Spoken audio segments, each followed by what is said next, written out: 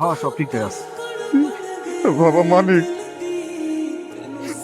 বাবা, অনেক আদর যত্ন করে মায়েরারে বড় করছে, কোনোদিন গায়ে হাত তুলি নাই।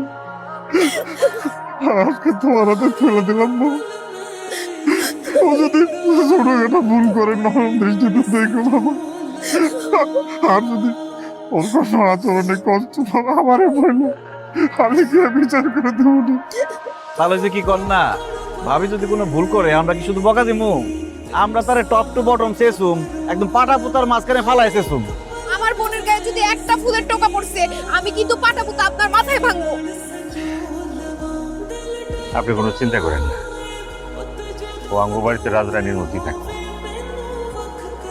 শালি, তোমারও কই, তোমার যে তেজ দেখলাম মা গো মা, তোমার কপালে যে আইবো, তার কপালে যে কি দুঃখ থাকবো আল্লাহ জানে। ও ভাই, তুমি তাই সেই করছো, শালি তো অর্ধেক বউ, তুমি না হয় ট্রেনিং দিয়ে নিলা। নানি, আবার বিয়া খায়া কি তোমার মাথা আউলা গেছে? ইস, আমি আলো গেছি না, তোমার এই রূপ দেখাইয়া এই বিয়া বাড়ির সমস্ত জন জন পোলা গজে তুমি মাথা আলোয় দিছো, সেটা কিছু না, সব দোষ আমার না। নানি এখন কিন্তু বেশি বেশি বলে ফেলাইতেছো। হ্যাঁ নানি, আপনি ঠিকই হয়েছেন। তা আমাকে বাড়িতে নায়র হিসেবে যাইবো কে কে? কে আর যাইব, বিয়ান যাইব। না, আমি এখন যাবো না, আমি কালকে সকালে যাব। বিআইন মনে ডরাইছেন না? সমস্যা নাই বিআইন, আমাদের বাড়িতে বড় বড় তাল গাছ আছে, ওই তাল গাছের উপরে থাকতে পারবেন, থাকুন, কোনো অসুবিধা হইব না।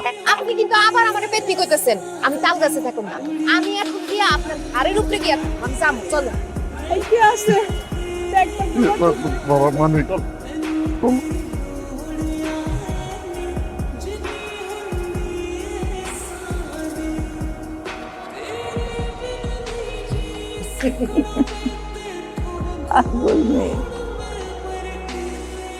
এই যে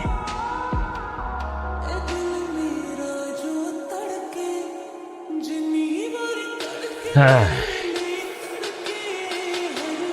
এই আসো। বাবা উঠছস? দেখ এই পাগলিটা কি কয়। আমি করছি নতুন বিয়া হইছে, কয়দিন রান্না করে যাওয়ানোর দরকার নাই, কিন্তু সে কয় তুই নাকি দুবাই চলে যাবি, সেই জন্য এক বেলার সেবাও সে মিস করতে রাজি না। শোনো বউ, তোমার একটা কথা কই, আমার সেবা সুস্থতার জন্য তোমার এই বাড়িতে আমি আনি।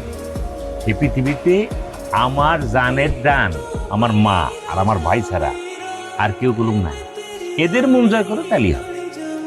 খাওয়ার কিন্তু চাই গরম।